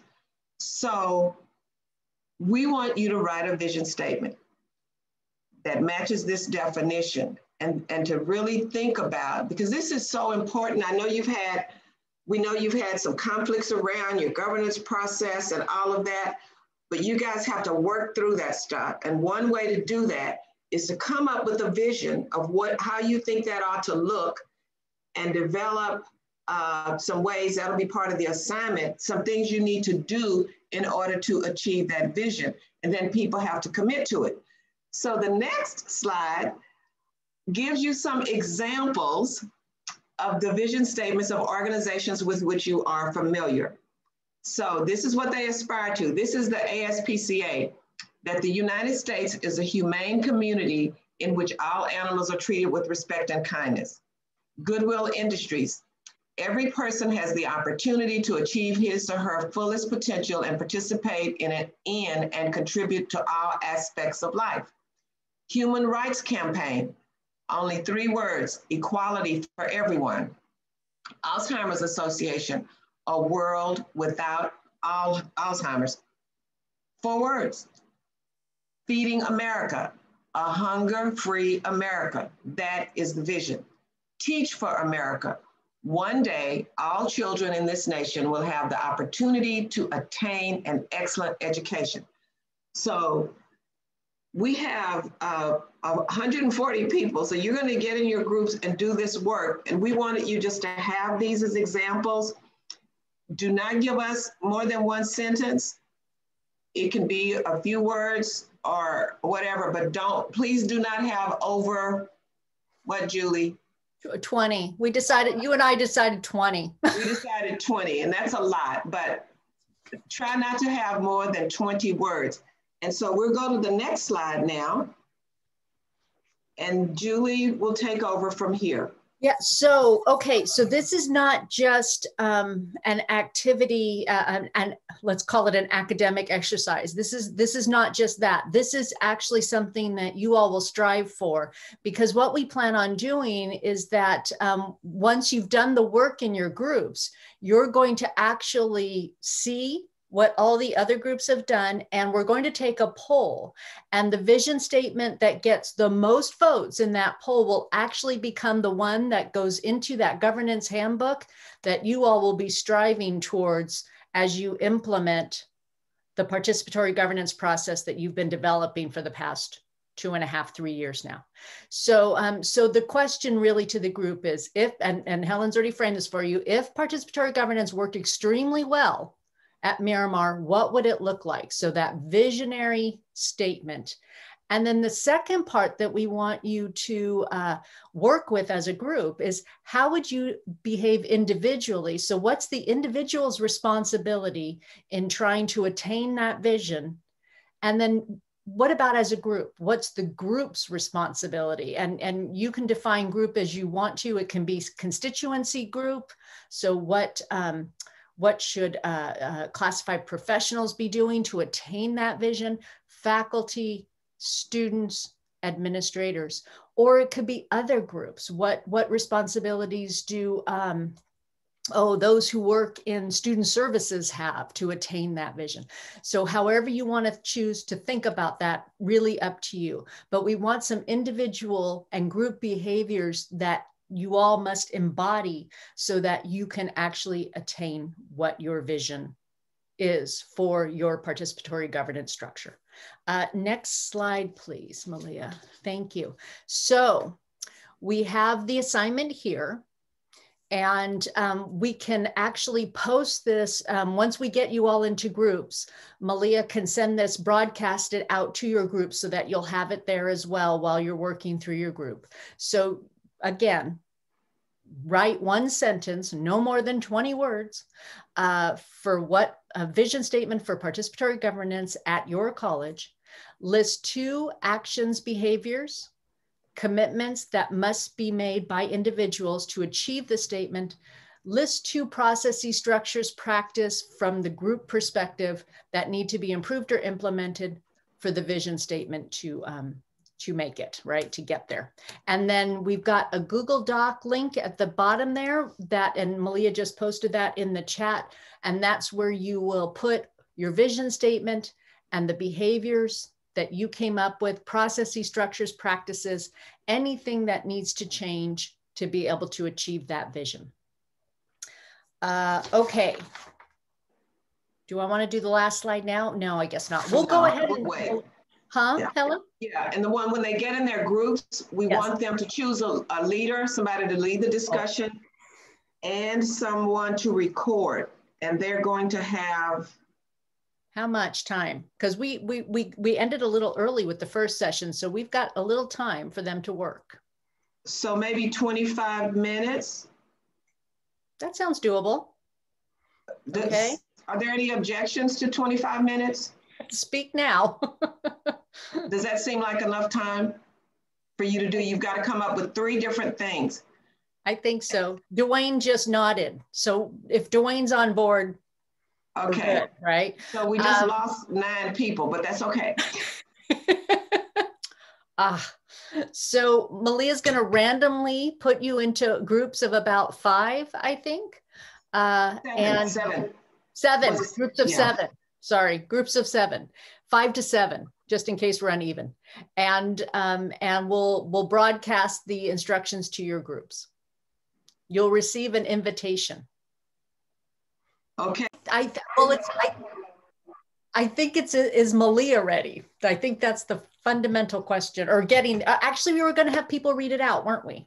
Yeah, we need 9 of them posted whenever she's ready. Okay, so what Helen and I thought would be nice is if one person from each group read their vision statement out loud. Malia is in the process of constructing the poll for you all to vote. So that'll be coming out to you soon. But I think if we can just start with group 1 and work our way down. Yeah, we were going to put them up though so they could see them, because after we do the first 9, they're going to vote. And then you'll vote on the second 9, and then you'll vote on the top 2 from those sets of 9. So Malia, in anticipation of our need, is sharing her screen. She is fabulous. So would you just show us 9, please, Malia, the first 9 vision statements? I think she's got, yeah. There we go. Great. And they've got to be a little bigger, as you know already.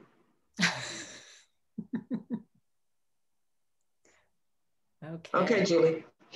So Helen, am I reading these or are we having? No, we're going to have somebody read them from, I thought you were facilitating this part. Good. No, I can absolutely. So can I get somebody from group number 1 to read their statement, which should be statement number 1, their vision statement?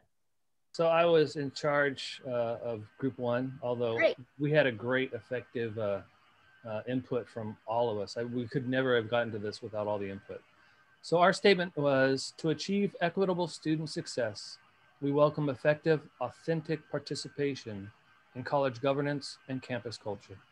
Great. Beautiful. Thank you. And would you tell us who you are? Tell us who you are. I'm Channing Booth. There was also Judy Patixil. Okay, don't give us all the names. It's too much time. Okay. Just introduce yourself and tell us what you do before you read your statement.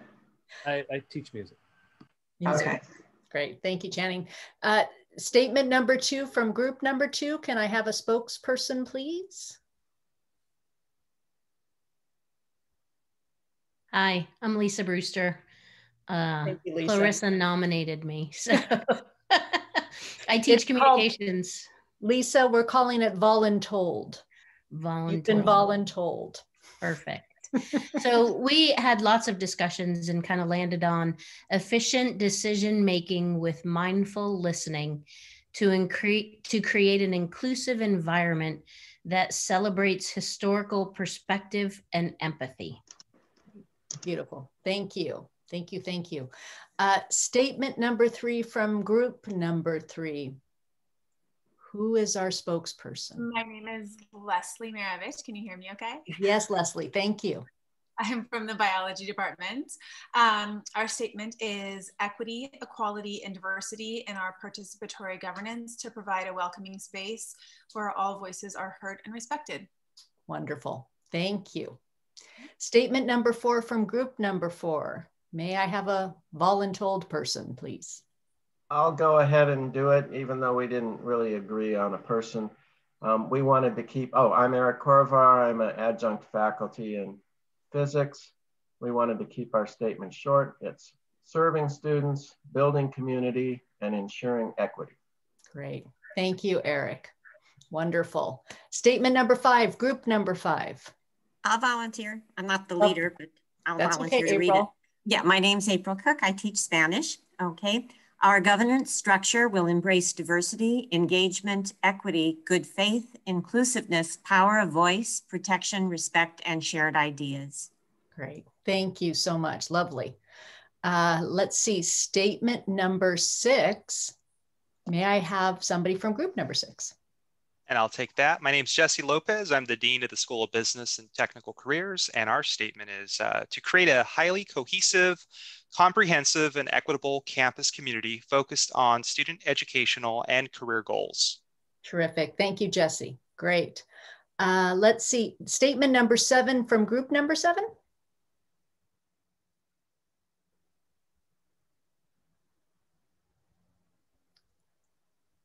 So we didn't pick a spokesman, so I'll jump in. This is Adrian Gonzalez, Vice President, Student Services, and ours is supporting student success and equity through authentic communication and teamwork. Great. Thank you so much. Terrific, Adrian. Statement number 8 from group number 8. May I have a spokesperson? I'll do group number 8. I'm Val Sacro. I'm with the School of Preelt for Daniel Miramontes.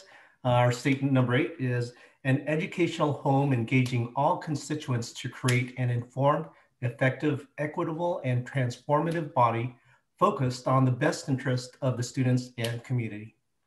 Wonderful. Thank you, Val. Statement number 9, group number 9.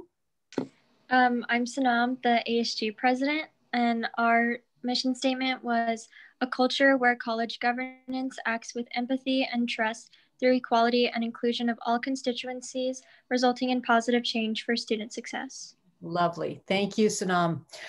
Okay, I think, Helen, we're going to the poll now. Right, so let them see number 1. Can you move it up or down, whichever way would let us see number 1 and number 9, all of it. So look at all of these 9, choose your 1, and in like 30 seconds, Malia, are you ready to put the poll up? Yeah, yes, I am. Yes. All right. So is there anybody who's not ready yet? Okay, vote. Go ahead and vote. And we're seeing the. So do they have to vote on each one, Malia? You want to give us some instructions?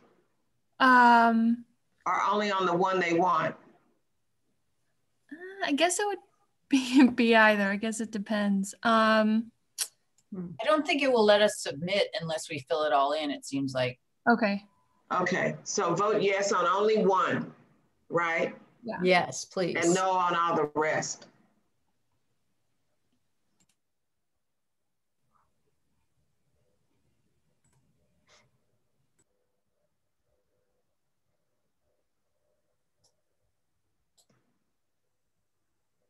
I have a question.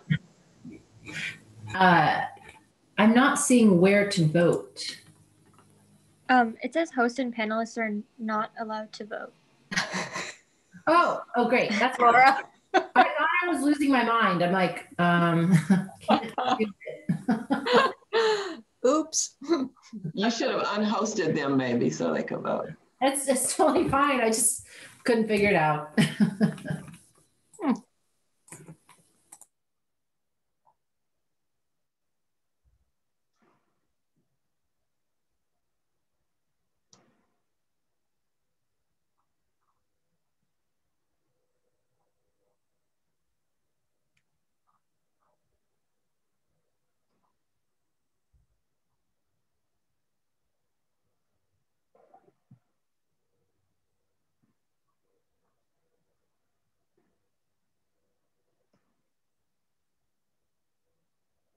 I'm selecting, I'm clicking on it, but it doesn't let me submit. So is that, I don't know, maybe I missed something. Alex, you pick one, and all the other ones you have to fill in. No, did you fill them all in? What do you mean by fill in? I only have a yes or no option. Yeah, so just go for only pick the one you want, say yes, and for all of the other ones, say no. Did you do that? No, I have to press no for the other ones. Yeah, you have to fill I was trying to be nice by not putting no. I know.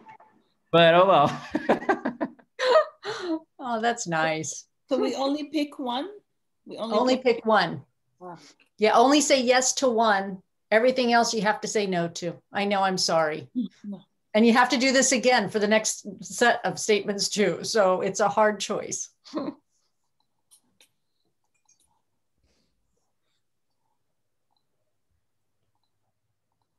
Eventually, are we going to be able to look at all of them and pull bits and pieces together? Oh. Sorry, Helen. Let's see what we get in the end.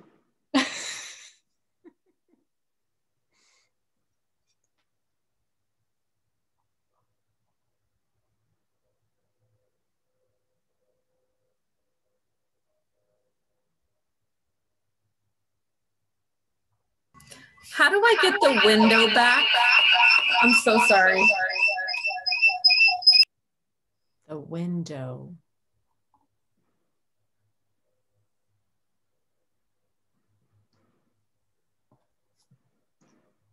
I super apologize for that very loud interruption. How do I get the window back? I was pressing no and my window disappeared. I don't know. You know what? I'm only seeing, I'm not voting, so I'm not quite sure. Anybody who's voting, did that? Can you help? Is it underneath one of your windows that are open? Maybe I'll check that. Thank you. Hi, Wheeler. Hello. Thank you for chiming in. Did a second poll get started? I don't see Not it. yet. We're still on the first poll. Okay. Yeah. And we still have 15 people who haven't voted. Yeah. I'm one of them. I'm still trying to figure it out. I can't get that window back for some reason. How strange. Did it minimize or something? Can you check to see if it minimized? It might be in your bottom bar as well. Mm-hmm.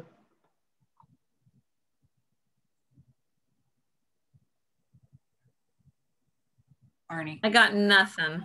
I was checking everything first. I don't know. It was so bizarre. I was clicking and then it was gone.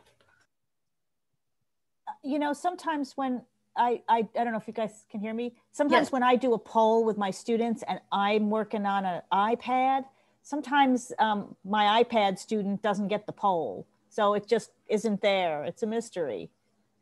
And I actually have to log my, you know, leave the whole meeting and come back again to get the poll on my iPad. So maybe it's just a thing. But Arnie, you know? you got it, right? I did see it. Yes, I did see it. And I started clicking and I was probably about halfway through and I must have clicked the wrong place because then all of a sudden the window just vanished and I couldn't finish. So I couldn't submit or anything. Darn.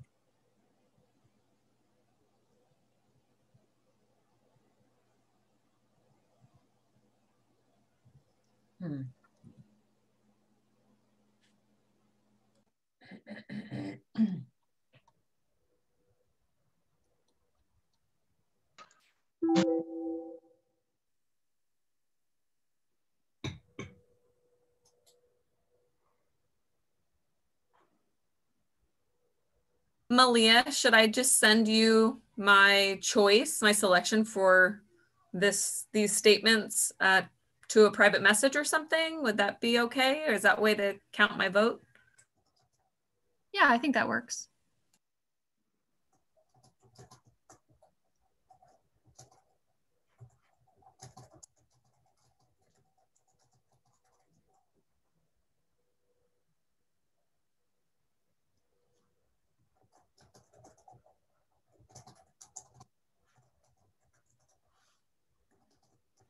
Can you guys see the results? No, I can't. Okay, because I think we have a different screen. The hosts have a different screen from everybody else. Okay. Yeah, I think we do too. I think somebody's going to have to end the poll. And when then she ends polling, then everybody can see. Yeah. So we still have about 11 people, well, 10 plus Arnie, who haven't been able to vote or haven't voted yet, it looks like. 10 plus 1. 10 plus 1. So I'm not sure. Oh, now we're down to 9 plus 1. And looks like we have about 8 more minutes left on this particular, for it to be open. But we'll close it sooner if we need to. If we can, I guess. I just want to make a comment. I've just been getting some suggestions and comments on this. You know, if the college feels like after we're done with this exercise, it would be useful to share this with folks that aren't here. Like even if we have maybe the top 2, we can certainly look into doing that because I know everyone's voices would like to be heard. But I personally love this. I think this is really, really some good work. But yeah, I just wanted to mention that. So folks are concerned. Okay, we'll talk about, let's do the voting and then let's talk about how we proceed after this. Is that okay? Because this is the notion of being inclusive for people who didn't get to participate today. Well, we're going to be posting the presentation, the Google Doc, and I think we should be able to capture this too, I think, and house it all in one place so that, as you pointed out, Laura, I'm completely in agreement.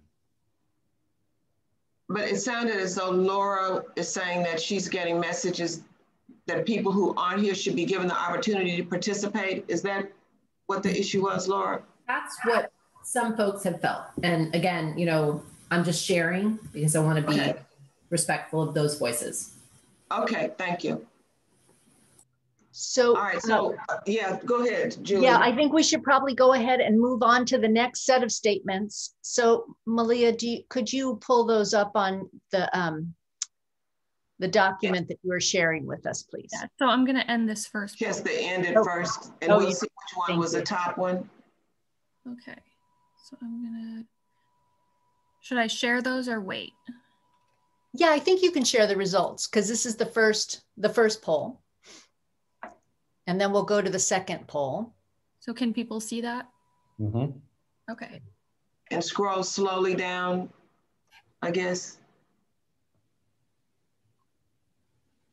It looks like, and correct me if I'm 9. wrong. Yeah. I think the last one. Number 9. The top voter getter, number 9. 35%.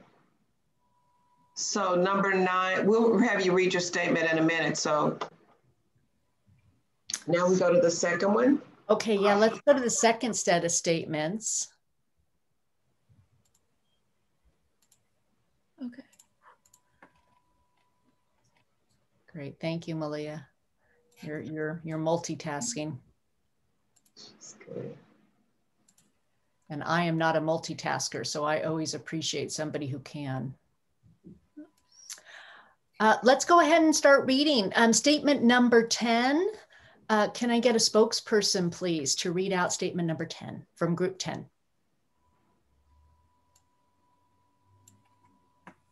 The group numbers are technically just going on again. So 10 would be 1, 11 would be 2, in case that confused anyone.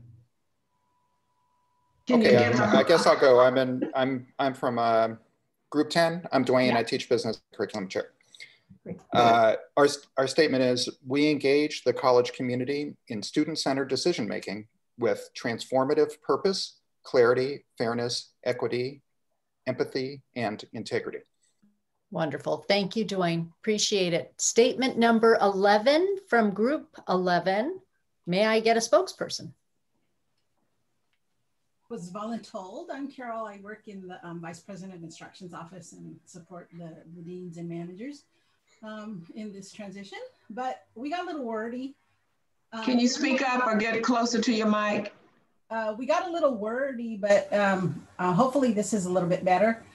Miramar's participatory governance endeavors to have a robust, transparent process which will encompass inclusion, respect, equality, timeliness, and well thought out components for all faculty, classified professionals, administrators, and students. Terrific. Thank you, Carol, for being voluntold and accepting. So statement number 12, group number 12, may I get a person?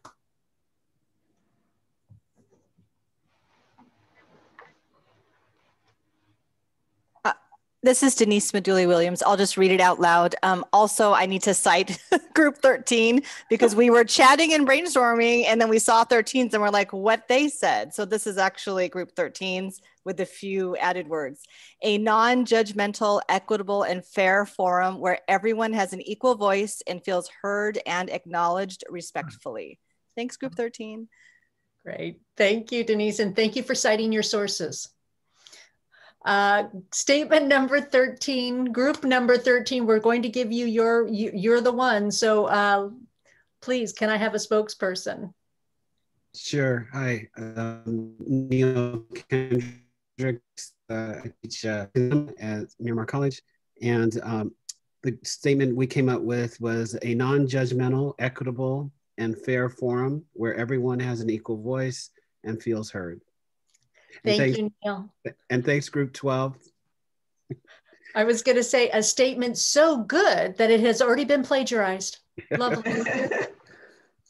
Let's see. Okay, statement number 14 from group number 14. Can I get a spokesperson? I'll do it. I'm Ken Reinstein. I teach English and ELAC. Ours is to provide education and opportunities to the student and community through an all-inclusive, respectful, and open environment. Lovely. Thank you so much. Statement number 15. Sorry, I'm trying to track on my screen. 15 from group number 15. Good morning, everyone. Ali Gonzalez, EOPS counselor. So ours is cultivate an environment of equal voice without fear of retaliation, where information is used to achieve the goals of the committee or the institution. Wonderful. Thank you, Ali. Appreciate it. Statement number 15 from group, statement number 16 from group number 16. Okay, that would be me. Hi, I'm Carmen. I teach English. And our statement is to advance participatory governance that is inclusive, anti-racist, and empowering for all members of our community. Beautiful. Thank you, Carmen. Statement number 17 from group number 17. Hi, I'm Isabel Martin, the SPS counselor. So our group wrote this one: to lift up and empower the voices of our students, colleagues, and community through equitable practices. Great, thank you, Isabel. Statement number 18, group number 18. I'll read it. I'm Gina Bokikio. I teach geology in the physical science department. All voices and opinions are considered and respected. Great, thank you, Gina. Okay, I think we're ready to go to our second poll for you all to vote yes on one, the one that you choose, no on everything else. So we'll end up with the two separate vision statements. And the poll. Do we want to give them a minute just to look at all of them? Another minute? Can you move them? They can look while they're doing the poll, I think. Oh, they can. We can't see it, right? Okay. We can't see the poll because we can't participate in the poll. All right. Because there's something facing me. Yeah. Oh, yeah. No. We are not participants in the poll.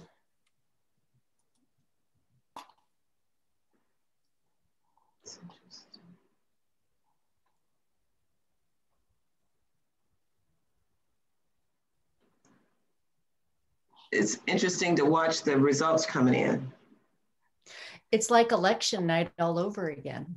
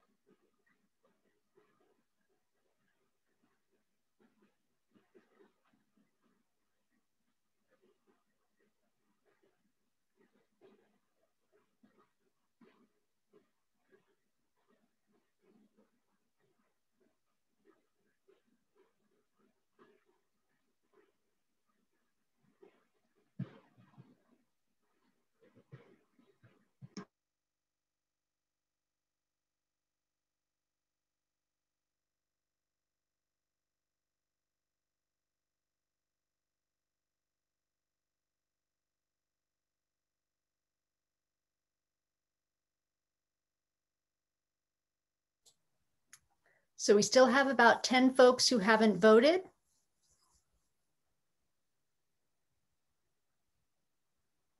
I'm prompting. You can check me off the list. I sent it directly to Malia. For some reason, I can't see that window at all anymore. So. Oh my gosh, I'm so sorry. Well, okay, we learned something new. Learn something participating. New. Yeah, I'm glad you were able to send yours to Malia. This is, I learned something new every time I get into a Zoom room. So Always technology challenges. Okay. Just a few more, and then we will have a winner for this particular poll.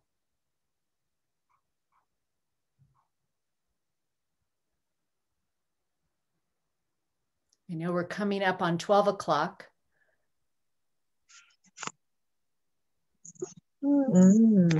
And it looks like, correct me if I'm wrong, you all, I think it's the first statement number 10, the first one on the poll, that seems to be getting the most yes votes.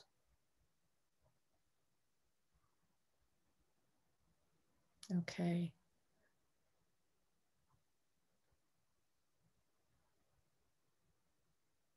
So we can let that poll continue to run. Wes, I want to make sure that I send it back to you and Laura and Sean before our session ends with these wonderful people. It looks like we have 2 vision statements that folks are enthusiastic about. Shall we take both of those and use them?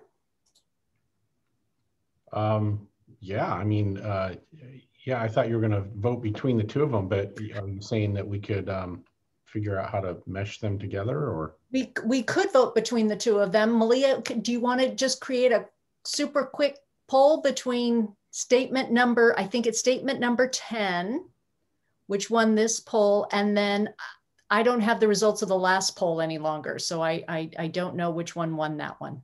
Sure, it was statement number 9. So statement, and then do a really quick poll. Great. And can I just say something really quick? If we can do the poll now, but we could also, if folks want, do that poll campus wide, to everybody. So I think it's all great.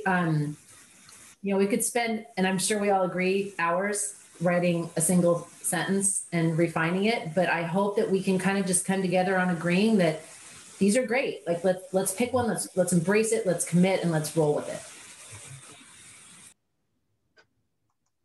What would you, okay, somebody needs to make a decision. Do we want to shoot a poll out now to choose the one? I think that would be good. Yeah. Okay, terrific. Malia, if you'll deploy a poll between the 2, statement number 9 and number 10, and then and we'll let folks just vote as we're coming to a close with our session. So I think Helen, and I think I've lost Helen. Yeah, I've lost Helen. So I will just say thank you from both of us. We so enjoy our time with you when we get to spend time with our Miramar colleagues. And we hope that our contributions today have been very valuable. We'll continue to work with you as you move through this process this semester and into fall. And Malia has the 2 statements up there for you to vote on. Folks are voting, and I will turn it back over to my colleagues, Wes, Laura, and Sean. Thank you so much. Well, what I would want to say first and foremost is thank you, Julie, to you and Helen for guiding us through this. It's always good to have outside folks come in and guide us through this, but you 2 are just, you're the cream of the crop as far as I'm concerned, as far as facilitators coming in, and you mesh very well. Clearly mesh very well with this campus. And so thank you for your time and helping us. The only other thing that I would say before I turn it over to Laura, Sean, and Sanam is the term responsibility really springs to mind. And I heard a speech some time ago, a couple of years ago, a gentleman retired, he and his wife decided they would adopt kids, and they had like 13 kids in retirement. Imagine that. And the reason why they did that was because, and they were adopting these older kids who were not apparently being passed over, I guess is the best way of putting it. And he described their decision to do that was they have the ability to respond. And so that's responsibility for him, responsibility. And as we do the work of providing an educational environment for students, I would encourage us to think of things in that term. This is our responsibility. We have the ability to respond, the intellect, the knowledge, the background, expertise in our fields, let's use that for our students' abilities. And I'll leave it with that. So from there, Laura. Thank you. Well, I just want to do another thanks to Julie and Helen. They really have been working with us for far longer than I think they ever anticipated when they took on this project. And they're going to continue to help us, you know, I think, as we finish up this work that we have been doing for the past 3 years. But one just brief comment or observation about today, I feel very positive and excited about the coming semester. I have seen people working together and listening to one another today and understanding that we may have different perspectives. We may do things different ways. We may have different approaches, but if we can just identify what our common vision, our common focus is, we can work through those other things. And that's something I'm really excited to see happen this semester. And I am, you know, as your Senate President, I'm committed to doing that on your behalf with you and in whatever way I can. Sean, sorry. No problem, no problem. Yeah, I'm really impressed by the number of people who came today. At one point, we topped out, I believe, at 162 is what I saw, and that's a pretty impressive number. So for everybody that turned out, thank you for doing so, and I hope that after the presentation today and some of these activities, that everybody had a really productive chance to engage with each other. They took away a different perspective, and maybe even brought some clarity to one's own perspective. And I sincerely hope that everybody takes something away from that, no matter what it is. I think in the overall, I think we had a pretty successful and productive day. So thank you all for that. Thank you to Helen and Julie. I think they've been more than patient in more ways than one with us. And at some point, you know, during some of these conversations, you know, we've borderline become the House of Commons. I'm surprised that we haven't thrown coffee cups and paper wads and trash cans and all kinds of stuff at each other. But in the end, I think I'm also feeling pretty positive about the end result from today. So thank you all again for coming. Thank you, Sean. Welcome. Sanam, would you, I can't see everybody's faces, but Sanam, if you're still here, would you like to offer some comments?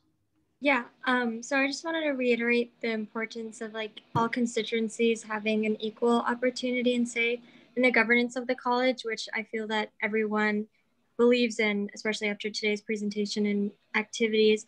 And we all share the same goal of improving the student experience by providing them as many resources and opportunities to be successful. And I can definitely see that everybody is determined and together in that goal. And that today's presentation just made us aware of that. So yeah, thank you for being, yeah, I just dropped my laptop. Thank you for being here today. I don't think there's a better way to end it than that. Thank you, Sanam. The voice of the students is what drives us. And so I think it's appropriate that we end with that. Thank you all. Are we going to show them the results? Oh, yes, please. There they are. Wow. It's tied. It's tied. It is, yes. It's a tie. So I was waffling earlier when Laura said maybe we should put this out to the campus. This, I think, is the universe saying that that's what we're supposed to do. Yes. We should put these two out. We will figure out a way to do that and okay. Let the campus decide what we're going to do. Absolutely. Wow. That's incredible. Amazing. Yeah. That is truly amazing. How fun. Okay, good. I just want to thank everybody. I didn't get to say goodbye. It's been a genuine pleasure for me to be here with you today. And I just have a really good feeling about you today. The things that you expressed about what you want, I think are really achievable through these vision statements and the actions that need to be taken to fulfill it. So thank you for the opportunity. Thank you, Helen. Appreciate it. Thanks, Helen and Julie. And thank you, everybody. This is a fantastic kickoff. Let's have an amazing spring. And And we'll see you in the funny pages, as he used to say.